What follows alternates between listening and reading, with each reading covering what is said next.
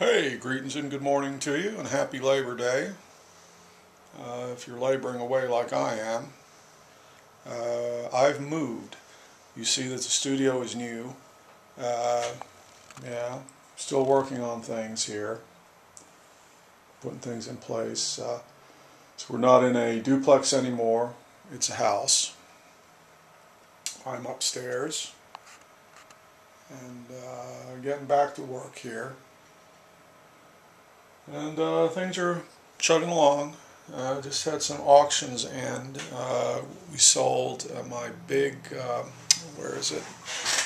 Painting, this one, the Key Phase 2 painting, which went for $355, so very happy about that. Kind of sorry to see it go, but it's been hanging on the wall for about 3 years now.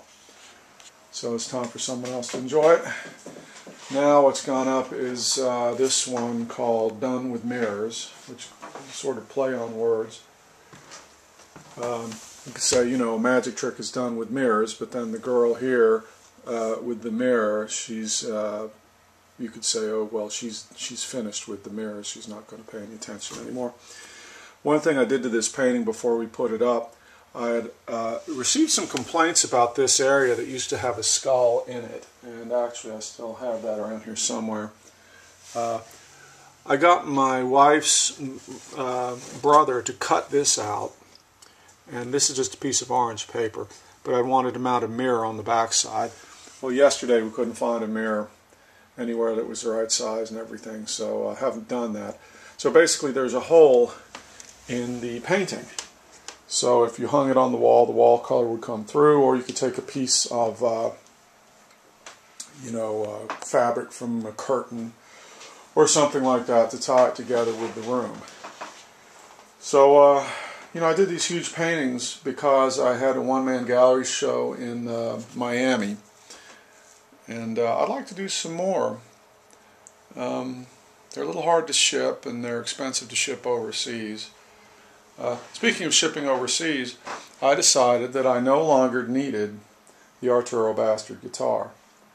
Now, I had this thing custom made at a cost of $1,600. But, basically, I don't do Arturo Bastard much anymore. I thought it was a great project, but, people just didn't seem to care that much or whatever, so kind of dropped it. And so I said, hey, I'm tired of carrying this thing around. Put it up on eBay. And got some interest from a fella in Japan, which was funny because he wanted to know how much the shipping was. And I said, lot of dollars. And didn't get that much for it. As I said, I spent $1,600 making the guitar. And it sold for $167, so I lost what? $1,400 and some dollars. The shipping was $170, so the shipping is more than the guitar cost. So, live and learn. What else is going on? Hey, I read a figure the other day that said it takes 2,500 gallons of water to make 1 pound of beef. And there was another figure that said it takes 1,500 gallons to make 1 pair of jeans. And that's not counting pre-washing or dyeing or any of the other processes. So I've just gone down a jean size. Actually, I'm sure you're fascinated by that. I'm wearing now the same size I wore in high school, 32 waist. And so I thought to myself, well, this is a waste. How many pairs of jeans have I thrown away because the knees go out? And of course the knees go out even more quickly because they're pre-washed. So I thought, hey, I need to patch these things. I started thinking about that, and it's like, oh, I could patch them artistically. So I went out and got a whole bunch of these colored threads. Beautiful selection. 150 skeins of colored thread. And I did check. I'm checking everything now to see where the hell it's made. If you go to a Michael's art store, for example, oh, that's really cute. Look at that Halloween gimga or whatever. And it's like, oh, it's from China. And of course, we know everyone over in China is working 7 days a week, 10, 12-hour days for, 50 cents an hour, churning out all this stuff, fills the Walmarts, a lot of Target too. This one is made in Mexico, this product. Well, they didn't have any made in America. I got home and I looked it up. It's from Nuevo Leon, Mexico, which is outside Monterrey. And God knows what the conditions are like there. But anyway, I guess it's a trade-off, so they won't be buying any more pants anytime soon anyway. These came from the thrift store. Perfect fit too. What else have we got, kids, to entertain you? Oh, we dug this up. That's me back in 1971, 72, something like that. This is back when we got our clothes at Sears and they all looked like something from the USS Enterprise or Lost in Space. There was a lot of stuff like that back then. But this is where it all started going downhill here. There's another picture that I'm scanning here from my brother, which is in 1969. Laurel, Maryland. It's my brother on the left, me in the center. And we're getting ready to go back to England again, acting the fool, some neighbor boy there. What else? What else? Oh, new witch drawing for Halloween. I'm using a little gray marker on this one, orange paper. Just saw a piece of orange paper the other day downstairs. Like, oh, I can use that for something. You know what? Hey, other developments? We now have a Hoffman Artist Academy. So I redesigned the website the other day, and we've got it's not really a for-profit deal. It's just basically to help people, help improve the quality of art that's out there. If I can help anyone, or if anyone can tell me anything, I'm open to it also. I've got 52 years of experience, obsessive compulsive, art technical crap. So it's basically a monthly subscription fee of $24.95. You get unlimited access to me, assuming I'm not on the toilet or shopping or something, and Skype, personalized instructional videos, stuff like that. So it's less than $1 a day, and I don't think it's a bad idea. We'll see what happens. And I've gotten requests for something like this before, people saying, oh, why don't you charge for instruction? And it's like, up until now, I've been giving free instruction to anyone that asks and corresponding with people. And, I enjoy that too. And I do it for nothing. But the reason I'm doing this really is because more and more people are coming forward. And so there's got to be a more organized system to the whole thing. I was writing to someone today overseas, and I spent probably well over an hour, perhaps 2 hours, writing a long, thoughtful email. It's not the kind of thing I could necessarily do with Skype, because when you're on the telephone, you get into all sorts of side. The conversation can go anywhere, which is not bad, but so anyway, just it doesn't matter to me if at this point if I'm learning, teaching, creating. I just don't care about which one I'm doing anymore. Another thing I did, and I'm looking forward actually, I've done these Octavia novels. I've written 2 so far. They're short, they're about 80 pages. And I have a third in mind, which will take place in Egypt.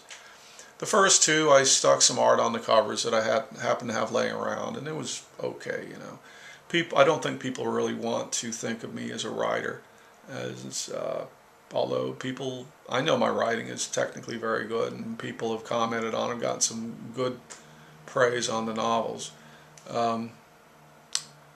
So what I did was I reformatted the covers, went through and corrected some little rewrote a couple tiny details here and there. And I also did a key thing, I thought, which was I'm numbering the books. I got this little trick from one of these, you know, juvenile fantasy series writers. It's like the #1 tip is to number your books. So, oh, #1, #2, #3. Oh, this is something you know, that means automatically if I have #1, I don't have #2. And if I have #2, I don't have #1. So I must have them all. #1, 2, 3, 4, etc. So maybe it's a gimmick, but if the books were no good, I think it would be a gimmick. But at any rate, so I redesigned the books. I gave them these sort of 1960-ish looking, let's zoom in on these things here if we can. See, there's the first one. Mike Hoffman, Octavia #1, the Gemini Ring. And then the second is Octavia #2, the Ice Caves. And you know, I read these books myself. I love them. After I've been away from it for you know, a few weeks or so, I forget everything. I come to it fresh, and that's actually good from a proofreading point of view, because it's like, oh, wait a sec, I used the same adjective in two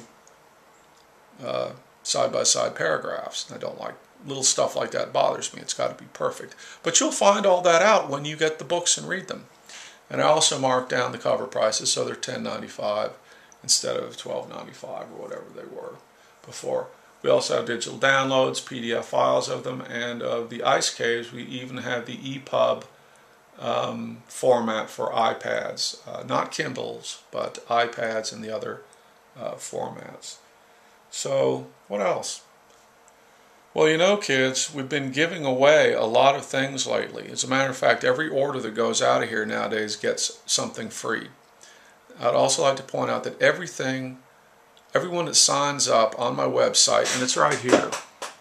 It's right here. The newsletter. Sign up for some mailing list. When you sign up for that mailing list, every once in a while, a couple times a month maybe, I send out some kind of special offer, something like that. Now, we were moving, and what did I turn up? I turned up Squid Girl art gallery books, right? And the Octavia pinup book. Now, these came out back in, I think, 2007 or something like that, or perhaps earlier. And this is back when I thought it would be a great idea to publish other people. So I didn't have to fill up the books myself. So each book is loaded with, you know, other artists. We've got some big people in here, and we've got some lesser known people.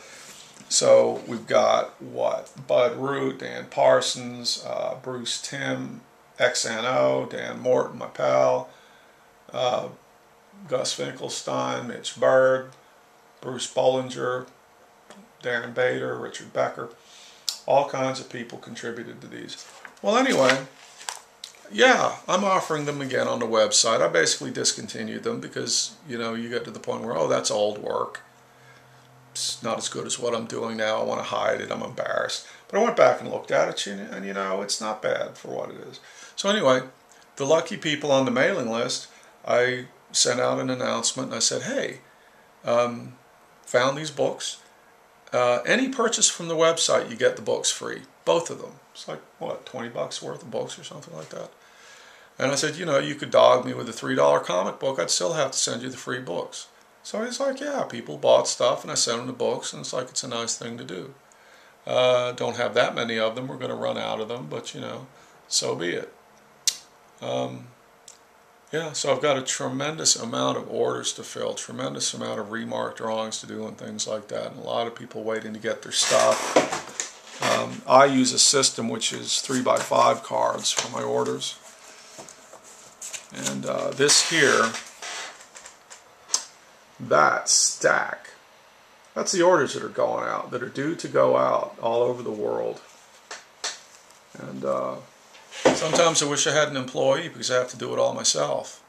Shit. So, anyway, hey, what else can I show you around here? Well, it's pretty glamorous, you know. I've got this room here, which is actually a stairway to nowhere. It's the stairway that goes up to the attic, but it's sealed off. I keep some stock in here. So we got this room, but also to complement the palatial splendor that I'm used to, we also have this beautiful porch. So I come out here and get my vitamin D. I'll lay out in the sun for, you know, half an hour, something like that. Got some weights down here. Got to take this inside. I auction this off too, because you know, I tried to sell this thing before. Love this kind of stuff. See the eyeballs? But good friend of mine bought, a regular customer, and it goes off. Also has to be shipped out. So anyway, hey, look at the junk, look at the crap. Gotta get some shelves in here, you know what I'm saying? So anyway, good to talk to you again. Kirk out.